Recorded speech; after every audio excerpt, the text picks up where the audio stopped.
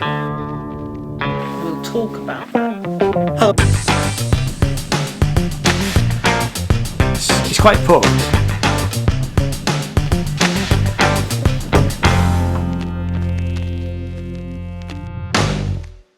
Hello and welcome, my name is Ian and this channel is all about music and art, and in this series of videos we've been looking at what is happening regarding the music streaming in the UK. The UK Government's Digital Culture, Media and Sports Committee have been looking into the ways that streaming platforms and large record companies manage payments to songwriters, musicians and performers. And on the 15th of October 2020, Parliament published a news article stating that the Digital Culture, Media and Sports Committee were going to inquire into the impact of the streaming on the future of the music industry. This article stated that the inquiry would consider whether the government should take action to protect the industry from piracy in the wake of steps taken by the EU on copyright and intellectual property rights. Now, I knew that some high-profile musicians and music industry types were going to be giving evidence to the committee. And the first of these meetings was on the 24th of November 2020. And it continued through December into January and February of this year, 2021. Now, these were long meetings lasting over 3 hours. So what I've done is I've edited them all down into shorter videos, and you can find a link to all the previous meeting videos in the description down below. I've also created an introduction for each section, and if you want to, you can skip straight past those bits to the questions by clicking on the timestamps. Again, all of this stuff is in the description. The Digital Cultural, Media and Sports Committee held another oral evidence session on the 22nd of March 2021, and this time the committee were looking inwards into their ministerial session, asking evidence from 2 ministers and official experts, and I'll let the chair Julian Knight introduce the guests in a moment. And it's just worth mentioning that there was an open letter written to Boris Johnson last week from 156 musicians, including Paul McCartney, Gary Barlow, Kate Bush and other high-profile musos. Now, the letter stated that for too long, streaming platforms, record labels and other internet giants have exploited performers and creators without rewarding them fairly. We must put the value of music back where it belongs, in the hands of the music makers. And as the Digital Culture, Media and Sports Committee are now writing their final report, we can only hope that something good will come out of this. But I'll put a link to the full letter in the description down below if you wanted to read it. All of these sessions were chaired by Julian Knight, and the complete list of committee members and relevant links are in the description down below. This recording is made in agreement with the UK Parliament Terms and Conditions, which states that I cannot alter the video or audio of the recording in any way. I can't use the material for satire or use it on a website or social media platform that promotes, encourages or facilitates illegal activity or encourages hatred and antisocial behaviour. So here is part 1 from the 22nd of March 2021 into the economics of music streaming.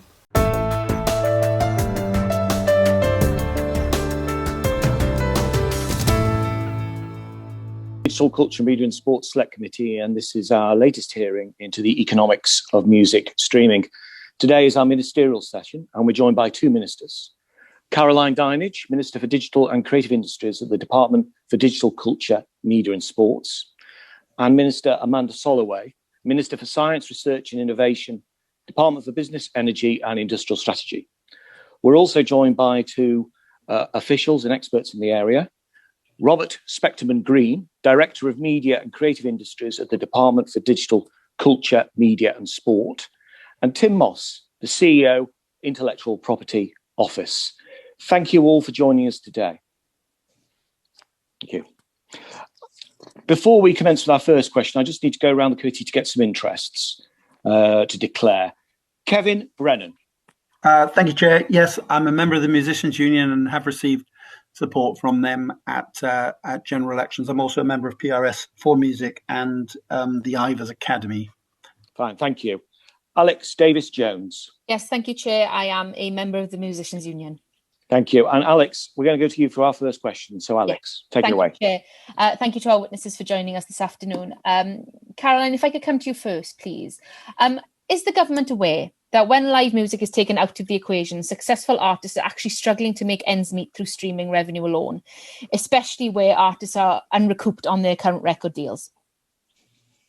Hi, Alex, and thank you for inviting me to give evidence to this committee. So I think it is a really important piece of work you're doing, because this is an area of the music sector that up until now has been quite opaque in trying to get details and trying to get some really solid recommendations about how we can support. But you're right, the rise of digital technologies just had a very profound impact on recorded music industry, and we know that there's been a period of global decline for recorded music revenue. I mean, that has been halted somewhat due to streaming services, and certainly some of the issues around piracy, digital piracy, have been tackled by that. But I think the pandemic has highlighted more than anything how much modern artists rely upon live performances now, in the way that it very much used to rely upon the sale of CDs and albums. So it really has brought it into sharp focus. But before that, had you had any representation made directly to you or to your department from the Musicians Union or from PRS or from others highlighting that this was an issue? Well, so I only came into the department in February of last year, Alex, just before the pandemic kicked off. So I haven't really ever been a minister in what you might call peacetime. But I know that since subscription streaming services like Spotify entered the market in around about 2008, obviously it's been quite a new form of technology, and gradually, the issues that are created by it have been being kind of come to the fore. But no, I haven't had any conversations myself. Okay, thank you. Minister Solloway, Amanda, if I could come to you next, please. Do you think that tech companies are directly benefiting as a result of live music venues not being able to open? Well, I think you're seeing. Sorry. So I think it's a really complex question, and clearly with COVID, it has had an impact, as you rightly say, on live performances, and it's undeniably a fact that a lot of the revenue for artists comes from those live performances. And I was just thinking this morning as I was travelling up from Derby, reflecting on the last time I went to see a live performance, and I think it was Tate Bat at the Bowl or something, and it really was quite a significant. Yes, thanks, Steve. Good. And there is something wonderful about these live performances. So I think we need to clearly be addressing where we are now. And the world has changed, and we know that. And again, I was reflecting on my record collection and my cassette collection, which has probably got about 3 of now, and still my CDs.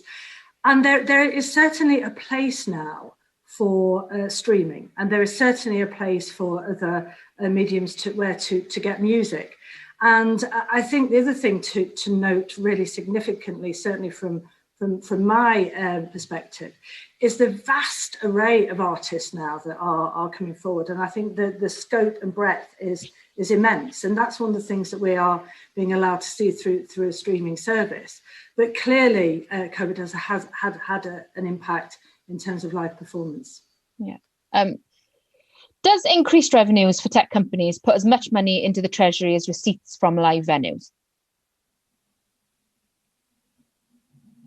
I would anticipate. I mean, from something like that, the revenue from streaming is the revenue from streaming. I don't see that is altered. I think it would occur to me that the loss that we've been seeing in the music industry is from the live performances, and that is one of the things that I think is really saddened as from this point of view, is that actually, I mean, streaming has certainly been seen as something that's incredibly productive at the moment, but I would suggest that actually the lack of live performance has also had the other impact as well. So I mean, it's really around the fact that streaming has filled a gap at the moment. But in terms of what comes into the Treasury and into UK government in terms of the revenue, do we get more from tech companies or from the streaming? Are you aware of the figures? I'm not aware of the figures, absolutely, but I am happy to send those on to you. I think, yeah, we'd be grateful if you did have those figures that we could have. Yeah, of course. Should the government be looking to ensure that a shift in music consumption doesn't result in reduced income to the Treasury through VAT or any other taxation? Minister, sorry, yes. So should the government be? Could you repeat the question, please? Yeah, should we be looking at a shift in the way we consume our music? So, for example, in streaming, shouldn't result in reduced income to Treasury through VAT or any other tax reduction scheme? Well, I don't think this is the premise for the music industry per se. I mean, the music. I don't think sort of Treasury are thinking about the revenue in terms of streaming. That definitely not. I mean, one of the things that the Treasury is really committed to, as you will know, is really making sure and ensuring that businesses thrive and survive as much as possible. I think there is a bigger complexity in terms of the music industry, because obviously you do have live performances that impact on the revenue. When it comes to streaming, I mean, there clearly is an income to be had, but I don't think anybody wants to see the music industry lose out on this. Yeah, I think the point I'm trying to get is and some of the evidence that we've had in previous committees here, is where the UK taxpayer, quite rightly, would be alarmed to know that their money is going to fund these multinational companies on the east coast of America rather than funding the artists directly themselves. And if we're not getting back in terms of the tax from streaming platforms as we would be from tech companies, then I think that's something that needs to be addressed. Would you agree with that? Well, I think this to me occurs to me, it's a DCMS question as opposed to a base question. Maybe Minister Dinenage would have a clearer answer on this. Minister, happy for you to chip in if you think. Well, I think it's probably a Treasury question, but I'm happy to have a go. Clearly, some of this is a question that comes up in the sort of digital area a lot, is where the big tech companies are largely based in the US, as you say, whereas if a band or a performer is going to be taking part in a live music concert here or festival here in the UK, then it's the British economy that benefits from everything, not just the ticket sales, but all the other brilliant vendors and merch and everything that happen to be sold at that venue. Yeah. Okay. Thank you, witnesses. No more questions from me, Chair. Thank you, Alex. Damien Hines. Thanks, Julian. Caroline, 20 years ago we had 6 record industry majors, and today we've got 3. Does that matter? I can't hear you, Damien. I'm ever so sorry. Could you just say that again? As in 20 years ago, there were 6 record industry majors. Today, that's down to 3. Does that matter? Well, I mean, you can look at this 2 ways, really. Clearly, the number of major record industry players of that sort of scale has reduced, and I think it's regarded as, what do they call it, an oligopoly or something. But equally, there are many, many more many routes to market for performers, for artists, than there ever used to be. So we know that there are, if you want, so many artists just make their own music and upload it to streaming sites like Spotify. We know indeed that there are some artists, really successful artists, who are effectively their own record company. They, produce their own music. They employ people to market it and advertise it. They have the music produced and recorded, and they take on all the risk. But then they obviously get a much bigger slice of the pie. AJ Tracey, I think, is one of those really sort of big top 100 UK performing artists who takes that approach. It's obviously much more risky, but there are a lot more routes to market than there used to be. There are. So all that is true, but it's still a pretty small proportion of the overall market, most of which is still controlled by record labels. Of those 3, I mean, you've got an American one, a sort of French stroke American one, and a Japanese one. in an industry in which Britain has traditionally had a very, very strong role, does it matter that there isn't a British owned brand in that list? Obviously, I'd love to see a large British brand, but whether or not that's the future, whether or not that's the way that the music industry is going to go, is something that remains to be seen. You know, we've seen labels like Beggars Banquet, you know, which have a sort of very equitable reputation, growing in success. And there's a number of indie labels, British indie labels, that are doing really well, that have really grown and are putting together, you know, quite a stable of great artists. And so, you know, maybe the future looks something quite different. Mm-hmm. Thanks. I want to ask actually about indie labels and others. So we've heard a number of times in this inquiry from different sources that people are getting a bad deal and it should be possible to get a better deal.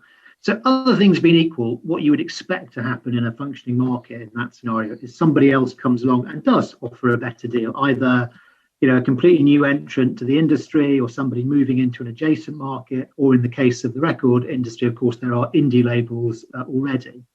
Do you know, and this might be a question to you or to Amanda, it's sort of a competition policy question, do we know of anything that is stopping, material barriers to entry that are stopping new entrants coming into the market, or particular impediments to the growth of indies? In terms of record labels, Damien? Yes. Yeah, and I mean, no, I don't know. I mean, Amanda will obviously have a thought on this, but you know, certainly, as I've already mentioned, there are much more ways for artists to bring their music to the public. You know, I'm sorry to interrupt you, but sorry, Caroline. I mean, within the record industry model. So yes, there are various new ways. They're relatively small in scale. For artists that want to go through a record label, if existing record labels were offering a very bad deal, it ought to be possible for somebody else to offer a better deal. Yes, while still offering a record label service. So my question is about whether impediments either to small labels, indies growing, or to new labels coming in.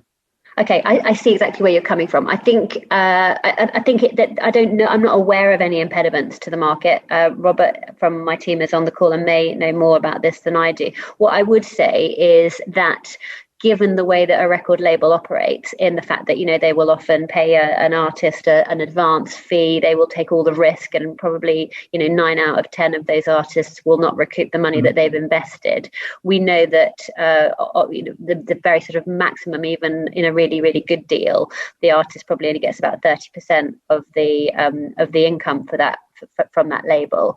But that's as a reflection of the upfront expenditure. Of course, now there are different types of deals that can be done between artists and record labels, which share a different percentage of the risk, where the label just gets involved in maybe the advertising and the marketing of it, and then takes a smaller cut of the profits. So you know, so there aren't really, I'm not aware of any impediments to new people in the market, but just the way the market is structured dictates very much as to what percentage they can be really, really competitive with those that already exist. So you mentioned Robert, who's on the call as well. Robert, Specterman-Green, I wondered have you got anything that you could add on that? Do we know of any impediments, anything that's stopping the market developing more competitively? Hello, Mr. Hines, and nice to see you again. Nice to see you again. Thank you for your question. I mean, I would supplement what the Minister has said, and that clearly there will be economies of scale applying here, and the bigger the record label, the more means and investment potential they will have to support new and indeed existing artists as well. And one would therefore assume that smaller entrants might face certain barriers in that regard. But even when it comes to independent labels and artists, there are mechanisms within the industry that are trying to support those, and you may have heard from the likes of the Association of Independent Music and the Merlin organisation, which are all aimed at reducing the costs and securing more competitive rates when it comes, for example, to negotiating with platforms for access to those platforms. So there are already some provisions in place to support that broader marketplace. Thank you, Robert. And for my final question, I come back to Caroline. So in the early stages of streaming, when the record label majors took stakes in Spotify, you can absolutely see why that was a very rational thing on both sides to do. There was a clear shared interest in trying to, develop a market which would help to reduce the prevalence of piracy and start to get the industry back on a footing, and some cross ownership. I think one can see that makes some sense in that scenario. Do you think is it right to retain a stake in a streaming service for a record label to do that now that market is maturing? I don't. I mean, the committee will come to the conclusion as to whether they think it's right or not. I mean, in sort of slightly harping back to your previous question, of course, there is the CMA, the Competitions and Markets Authority, that can always look at something if it isn't regarded as being a sort of fair and equitable amount of competition in the market. In terms of the relationship between streaming platforms and record companies, I mean that's kind of the status quo in the sense that, back in the day when music was largely on CDs or albums, the record company would have a relationship with, HMV or something. And in those days, actually, you just couldn't get your music out there unless you were signed to one of those big record labels that did have a good relationship with the massive stores. Whereas these days, obviously, there's a lot more routes for those who want to just get their music out themselves. Thank you. Thank you both. Thank you, Damien. Minister Solloway, also you wanted to come in there, Minister Solloway? Yes, yeah, just very briefly, if I may. I think this is a really fascinating question. And I think what we have to recognise is how the music industry has changed over the years. And I think when I think about, I was a Northern Soul fan, as an example, which really would have been a very indie sort of market. And when you look at the labels that were there, very, very, very, very niche. And it occurs to me that actually the way the market is placed at the moment, that it actually does afford that opportunity. And I was just thinking, so as an example, if I put in a type of music into, I don't know, Spotify or have my playlist, I quite like the curated playlist, because I think what they're doing is they're giving me an opportunity to really listen to some artists that I may not have been aware that were of that genre of music. So whilst recognising, the challenges, I do actually find it quite exciting, actually, that streaming has opened the doors for artists of all sizes to come along. And I think that is worth bearing in mind, that it can reach these different audiences. And one of the reasons I got so involved in sort of from a streaming point of view is my youngest daughter incredibly interested in music. And when she was going on, some bands I just never, ever heard of. But the reason why she had heard of them was because of these curated playlists and leading on. So they would not have had the opportunity. I mean, like me personally, there's lots of different bands, would not have had that opportunity had it not been for streaming. Sorry, Chair. Yeah, no. It's very interesting and quite an interesting perspective. But do you think it's all very good having an opportunity, but does it provide an income? Well, I actually think it provides an opportunity to have an income, and I would suggest what that means really is that we have to embrace, don't we, today's technology.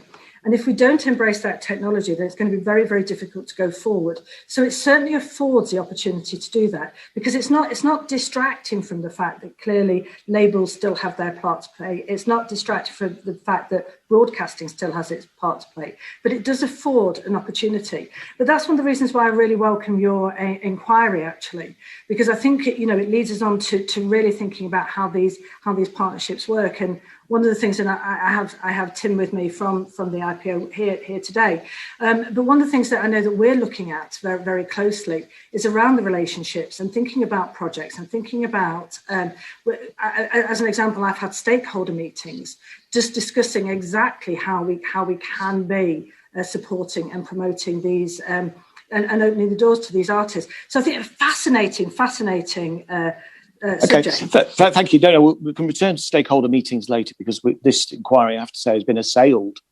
by stakeholders. It's really interesting you talk about the effectively the sort of equanimity of it, the way in which that this effect is almost a window, a shop window, effectively for artists in that respect. However, if the majority of the money, so the user experience is through streaming, it does, and it's unbalancing the market in that regard. It does mean that they can't, in many instances, can't actually earn a crust. What do you think, therefore, about the idea? Well, first of all, what do you understand by the idea of equitable remuneration? And do you think it's a good idea or a bad one? Minister Solloway. So yes, thank you, Chair. So I think it's absolutely worthwhile looking at in this inquiry, and that's why I welcome it so much. I think when we think about the way broadcasting works, and I understand that premise, and then in a way the rights are signed over. You don't need me to tell you how it works, actually. So there's something to be said about that. But I think there is also a discussion to be had, which is absolutely the discussion that you're talking about in terms of remuneration, and are there other ways of looking at this? I think the challenge is, isn't it? Sorry, excuse me, sorry to come across you. Sorry, but what other ways are there of looking at this? You just said there's other ways of looking at this. I was just going to say that exactly. So you could have a look at, and it would be really difficult to do this, but there are obviously conversations around how you reward. So in streaming, as you will know, and forgive me, I know you know all of these facts, but in actual fact, clearly it's the most popular artist who might benefit from that. And I think that is exactly why it's worthwhile looking at an inquiry like this, thinking, is there a way that maybe that could be looked so that different artists benefit from that remuneration? Now, I guess the question would be, which is why I think it's so fascinating, is if you have new streaming organisations coming through, in themselves, will they by default actually end up supporting that indie market? And I think it's a really complex but interesting question. Okay, thank you. Steve Bryan. Right, unmuted. Thanks very much, Chairman. It is interesting, but it's also, we're also looking for answers in terms of what we recommend. So we've heard quite a lot throughout this about the vexed issue, ministers and gentlemen, about the classification of streaming. And we're trying to understand what is the government's position on that. So you may have heard of something called stream to own, whereby the price of a stream doubles every time you listen for the first 9 listens, after which time you're considered to have downloaded the track as if you purchased it. So is listening to a song on Spotify, let's start with you, Amanda, is listening to a song on Spotify the equivalent of buying the track, renting it, or listening to it via the radio? Well, that's a brilliant question. So What's the answer? Don't think, so the answer is, I would suggest, it's not, if we're talking purely on Spotify at the moment, it is not buying, because if I were buying a record, I would retain it. So that is where the buying part is. If I were renting it, I would be giving it back. Spotify, whilst I'm paying for my £9.99 a month, or whatever it is, I have the ability to use it. And that very much is where the Spotify premise is at the moment. But we've been sort of working through this and looking at copyright law in terms of streaming as well. And I'm really happy. I don't know whether Tim has anything to add to that as well. Tim, what do you think? Because you see, if I buy my Every Rose Has Its Thorns 7-inch, as I did, then it's mine, you know, and I can covet it. I can put it under my pillow, although I suppose that might break it. But you see, the record companies argue, I mean, the chair thinks that's a good thing, but the record companies would argue that streaming is a physical sale. Well, of course they would, because they're paying 0.0 nothing every time you stream it. So is it buying a track, is it renting it, or is it listening to it as if you were listening to it via the radio? Well, thank you for the question, and thank you for the opportunity to come to the committee. I mean, I think from our point of view and looking at it from a copyright perspective, there are very clear distinctions between those scenarios. So streaming is what is known as a making available right, whereas if you buy something like your 7-inch, it's issuing a copy to the public. And then you have the issue around broadcasting, which has equitable remuneration and is linked to broadcasting rights. So there are different rights associated with it, and there are important distinctions in terms of what that means for the rights holder. So I think whether things are a sale or rental, certainly when we're thinking around streaming versus buying your CD or your 7-inch, these are different business models. These are different scenarios. And certainly we need to look at it from a copyright perspective of what are the rights that pertain to each one of those scenarios. So then, do you think then that the law as it exists, does it adequately reflect what is happening with streaming? Bearing in mind that this is a new technology, the law in lots of areas, the law changes to update itself according to new technology. Does the law adequately reflect what is happening at the moment in this environment? So from a streaming perspective, the making available right was actually introduced to deal with things exactly like streaming. And it's embedded into international agreements around copyright and recognized that is the way that right is served for something like streaming. It's an exclusive right for the rights holder and is designed for the streaming environment. So we believe that it is fit for purpose. But as I said, welcome the work the committee is doing to look at all these sort of areas, but we believe it is fit for purpose. Okay, all right, no, that's fine. And Caroline, I just want from a DCS point of view, you were nodding during that answer from Tim. I mean, do you have a view in terms of, we're trying to get on the record here, the government's view on the classification of streaming? Well, whether I don't know whether my view could be reflected as the government's view, because obviously Bayes understand the business aspect of this probably a little bit more. But I mean, in answer to your question as to whether it's like listening to it on the radio, or whether it's a rental, or whether it's a buying, I think very much it can be a little of each, can't it? I mean, if you're just if you're listening to playlists that are being suggested to you by algorithms, then there isn't a great deal of difference from it being broadcast on a radio. If you're like me, tend to play the same tracks over and over again when you're in the shower, I won't tell you what it is, then it's almost like the equivalent of buying it. You may as well download it, which is often what I do, and if it's sort of somewhere between the two, then it's like a kind of rental. So in answer to the question, it can be pretty much all of those things because of the way that streaming has evolved now with all the different options. Yeah, I suppose what we're trying to get at here is that obviously I can stream something as much as I like, but as soon as I stop subscribing to the service, I don't. It's not mine, is it? It's not for keeps. Robert, do you have a view on this? Because this really does go to the nub of the issue as to how we remunerate these artists, some of whom are Uber driving to make ends meet right now. I don't have a personal view, Mr. Bryan, and again, nice to see you once more. Yeah, likewise. I would concur with what Tim Moss said. There are provisions set out in law, both international and domestic, which define the status of streaming and the rights that are assigned, that are aligned with that. And with those rights come the ability to contract in different ways. And as Tim explained, the making available right was originated in large degree in direct response to the development of streaming technology. But so, and then would you reflect Tim's view that the law is fit for purpose at present in this space? As far as the classification of streaming in relation to rights, yes. Yeah. Okay. All right. Thank you very much, Chairman. So thanks so much for watching. The next video will be a continuation of this session. And if you like what I do, could I encourage you to subscribe and ding that little bell so that you know when I post new content. Thanks again, and I'll see you next time. Bye now.